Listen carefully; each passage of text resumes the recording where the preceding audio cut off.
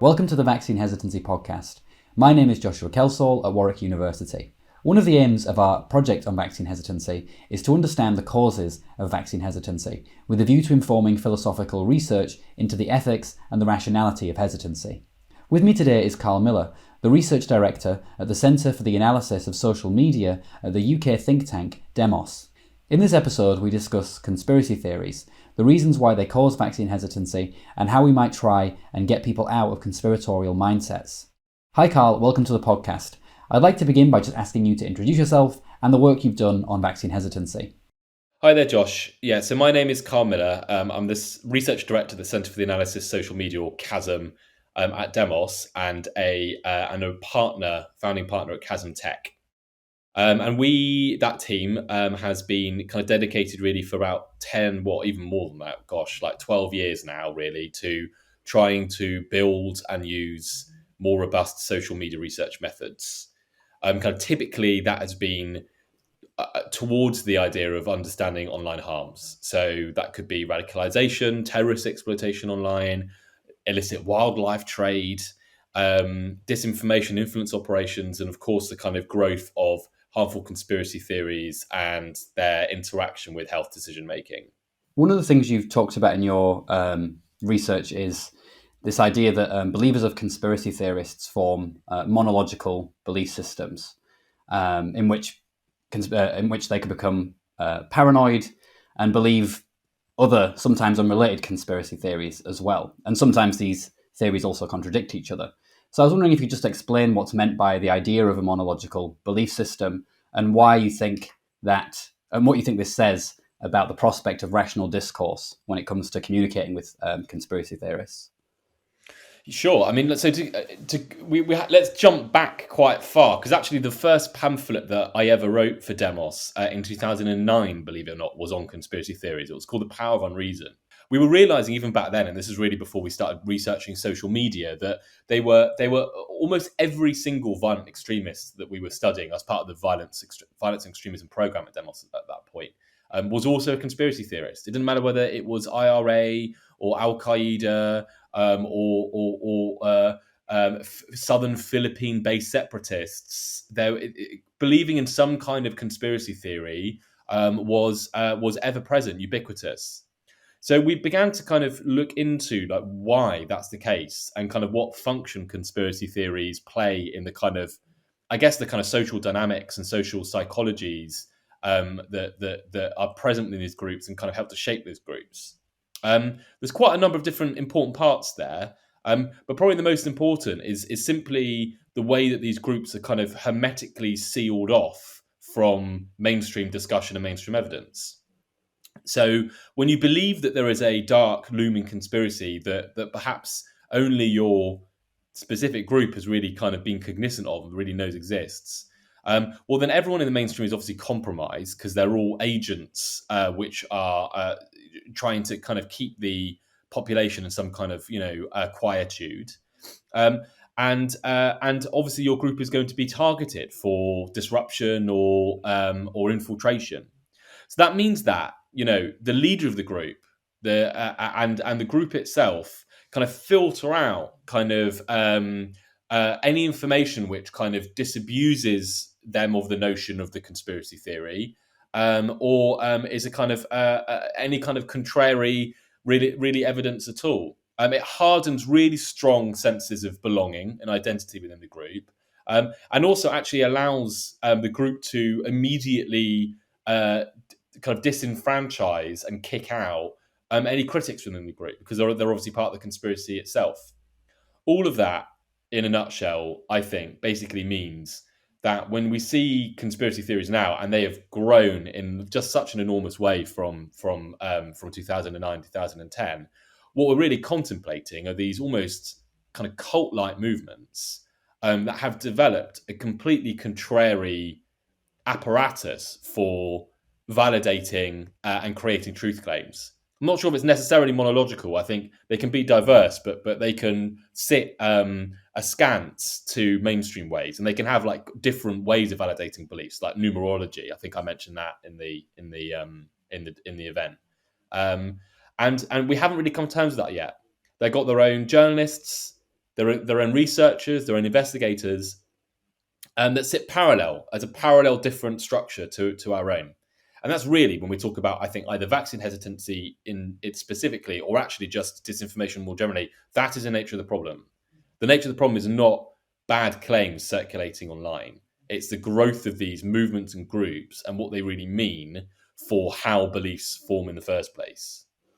Okay, so just following from that, so there's this idea then that people who buy into these conspiracy theories are almost like creating a different kind of world in which they trust different epistemic sources, so they have alternative media.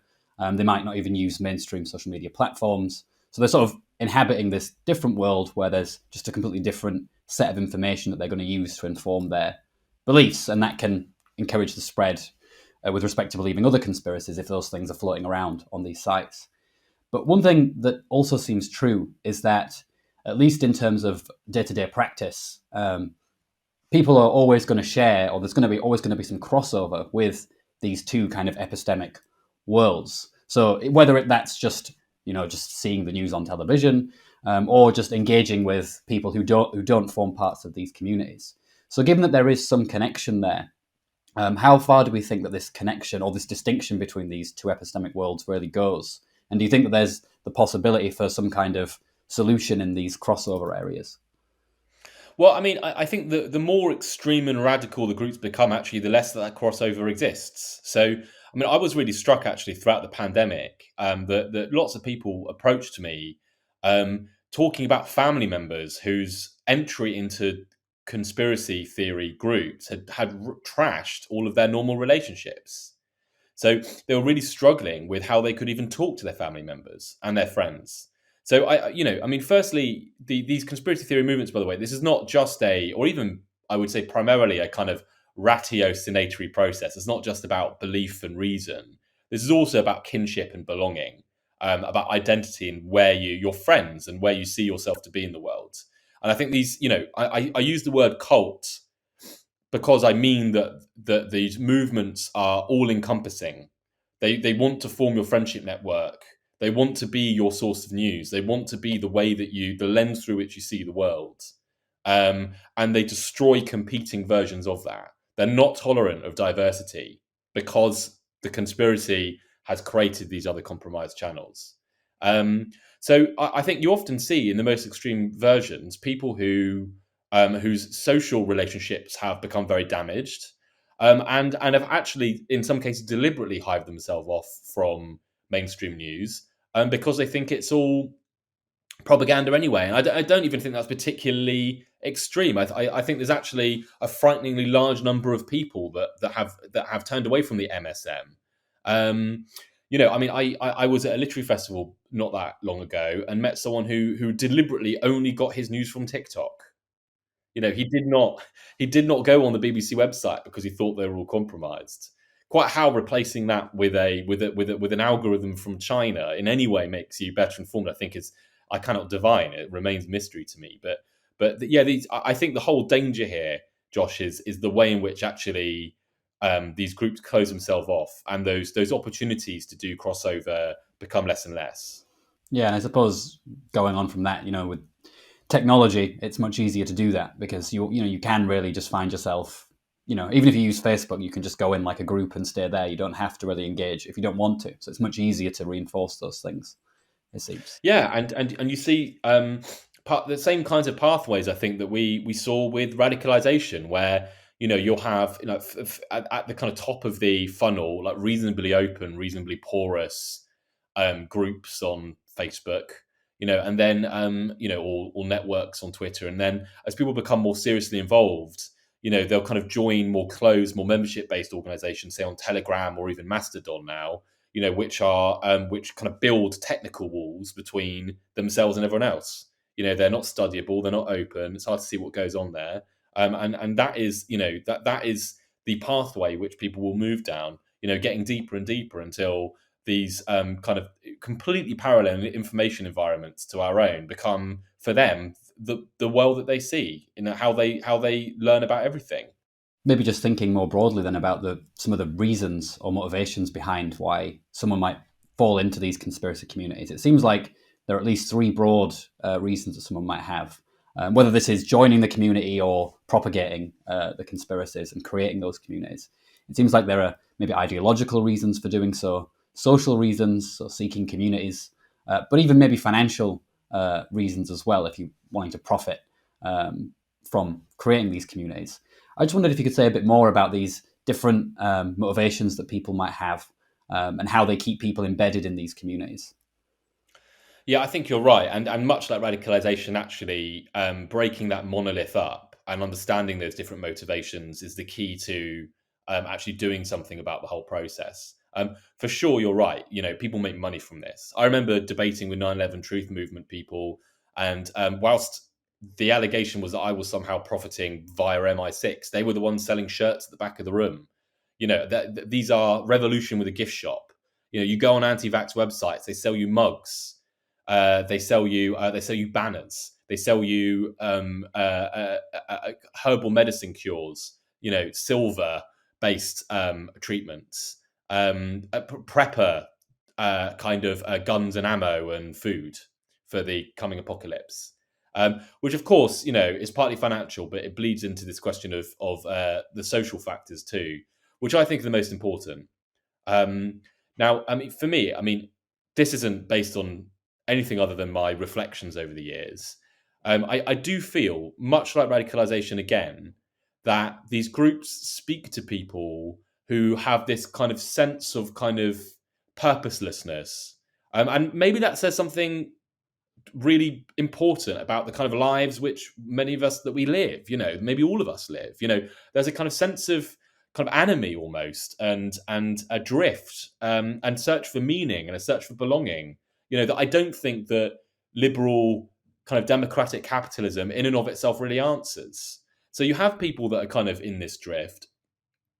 And suddenly, when offered not just the idea that they, them and only them and a few other people have really seen the truth, but also they can join a group to actually save the world from that kind of evil scheme. That's incredibly meaningful. That suddenly gives your life a huge amount of direction and meaning, which I think, whatever that kind of project is something which we all look for, and we all kind of need. And then, of course, not just belonging, but then also the friendship groups and ties that forms. And I definitely seen that. These are people that will, talk about, well, at least in my experience, that can kind of angrily and happily debate about, the Twin Towers coming down and all go out for a pint afterwards on a Saturday. This is a lifestyle, much like all of our jobs become, in a sense, lifestyles as well, and change who we know. So, in many ways, actually, there isn't, I think, a great deal of difference in the kind of underlying human needs and requirements that draw people in to conspiracy theory movements, much like more radical violent extremist movements, than the ones that we all have. I think these are very understandable, very common, very universal human needs. I think that they're just being answered in this particular way, which is, kind of extremely corrosive to the social fabrics that we have. Yeah, I think so. One thing that we've seen as well, looking at conspiracy communities, especially online, and seeing the social bonds that people make, and then one of the questions you have to ask yourself if you want to leave those communities is, do I want to abandon these friends? Even if maybe you see through the conspiracy, you might still think, well, no, these are my friends, these are my people, and it can be quite hard to make those moves once you've created up this social network. Absolutely right. I think it was, leaving any of these groups is seen as a great betrayal. I'm no scholar of cults, but I think, it quite clear in a number of cases that kind of the prospect is either staying in these groups or leaving and losing basically all the relationships that you have. I think the most extreme cases in these cults, I think that's what probably has happened as well. So one of the things you brought up there was this sort of odd aspect, this financial aspect of conspiracy theory communities. And so, they're selling T-shirts, they're selling alternative medications, they're profiting. And despite this, you have a kind of contradiction, because one of the big conspiracy motifs, if you like, is this idea that, the pharmaceutical companies are profiting off of you getting the vaccine. So in both cases, you have someone profiting from a decision. And yet it seems like people are happy to accept the profiting in one case and not the other. Do you think that when we're thinking about how to kind of combat conspiracy theories, drawing attention to these motivational aspects of conspiracy sites is a good way to go? So, to draw people's attention to the fact that, you do realize that these people are profiting from you too. They're also doing the same thing. So do you think that might be a solution, or do you think that people will just find ways around, ways of explaining it away? I am at a loss, a many years loss, as to how to really respond or argue people out of these processes. If there's one thing I think is really clear, it's that the kind of mental gymnastics that anyone can go to in order to kind of quiet those voices of cognitive dissonance are very great. And there's clear self justifications for all of this. Oh well, we need to raise money to keep the cause going. We're not profiting this in the same way. We're not trying to sell, Pfizer vaccine to millions of people just selling T-shirts. What's the harm in there? We're giving people an alternative to big pharma, and actually what we're doing is really moral. I'm sure there's a million different justifications.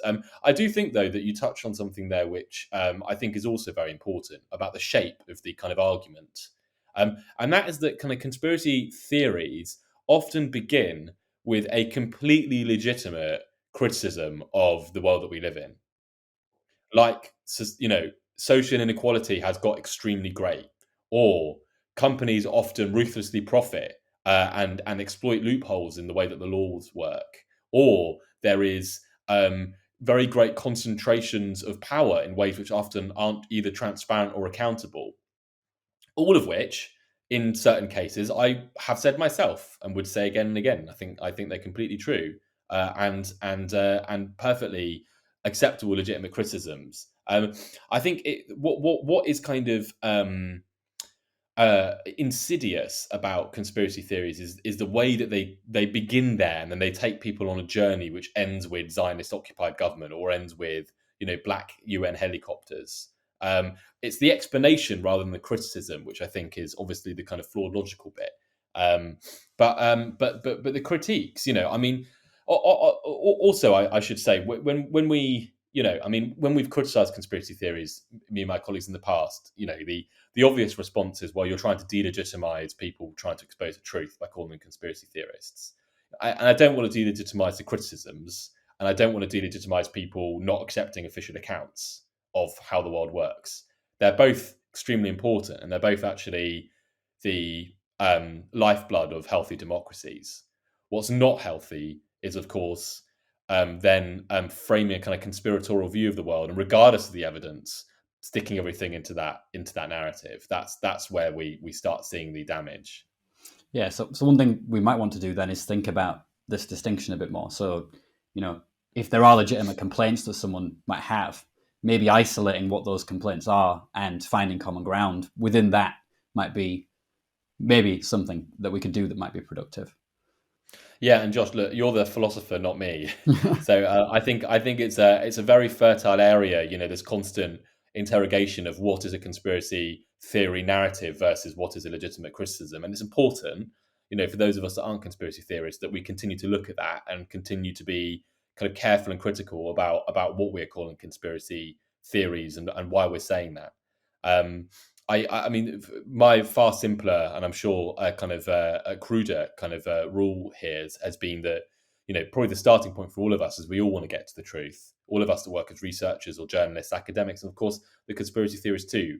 The only thing that I ask of them is that they hold up to the same standard of evidence to any of their accounts, those which they use for official narratives. Because I think it's that lopsidedness which is the struggle.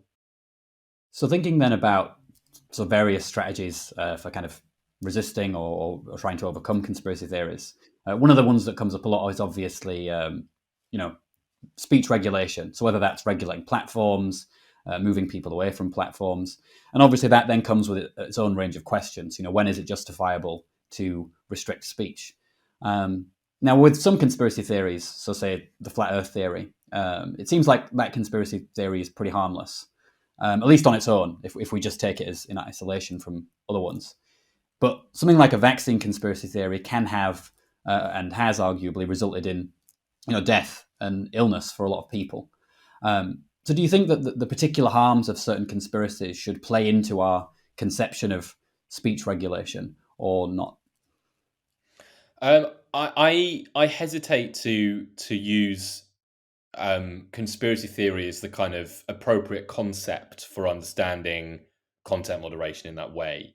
I think that if you're, I think limiting the circulation of provably wrong claims about vaccines which are harmful is fine.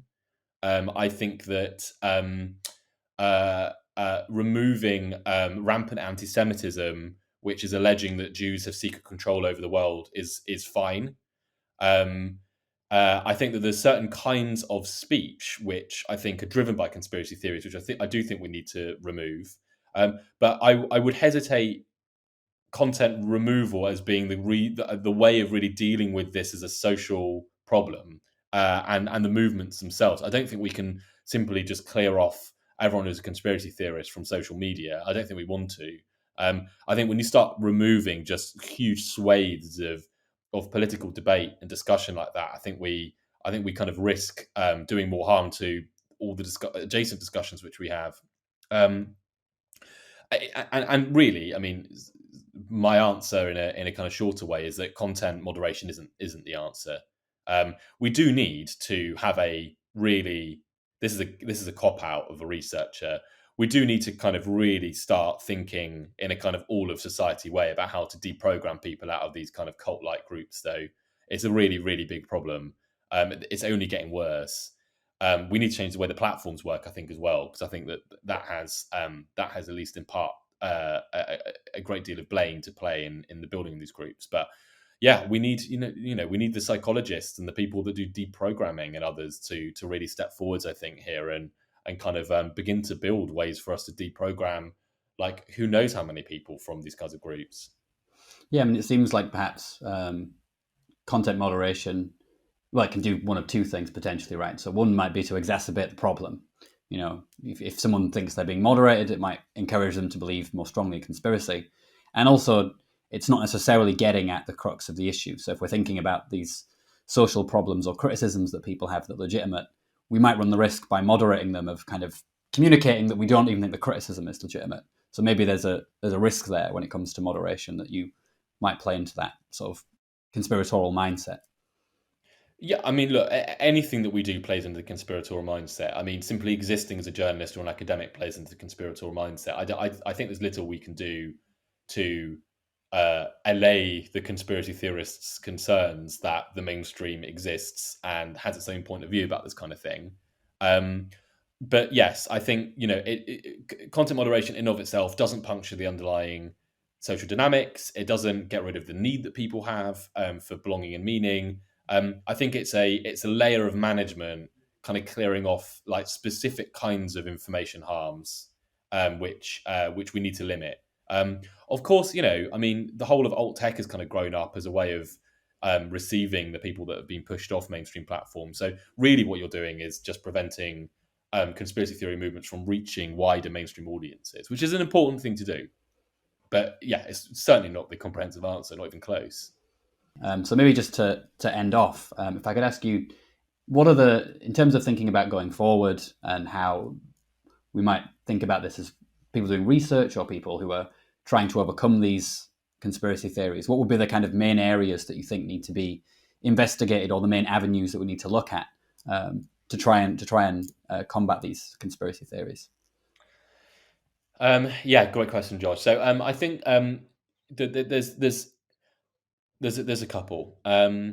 The interaction between organic conspiracy theory movements and states and inorganic activity and influence operations is key. We know it exists. We know that conspiracy theorists are a really important part of the way in which autocratic states exert power online. Of course, continuing to do loads of research there is really important because that kind of information warfare is part of the story. Understanding how information curation, especially attention optimizing algorithms, how they have both propelled these groups into great visibility and the role they're playing now, I think is super key.